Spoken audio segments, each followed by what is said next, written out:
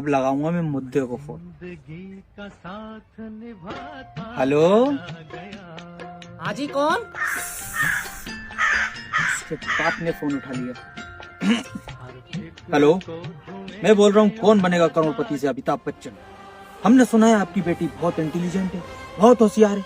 अगर वो हमारे एक क्वेश्चन का सही उत्तर दे दे तो उसको पूरे 500 रुपए अकाउंट में ट्रांसफर कर दिए जाएंगे। क्या आप अपनी बेटी से बात करा सकते हैं? ठीक है बिटिया, अमिताभ बच्चन जी का फोन आया। हेलो, अरे बेबी, मैं तुम्हारा बाबू, आज शाम को कहाँ मिलना है?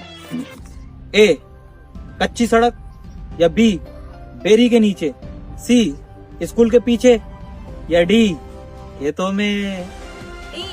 खेतों में। ठीक है, तो तुम्हें 500 रुपए ट्रांसफर किए जाते हैं।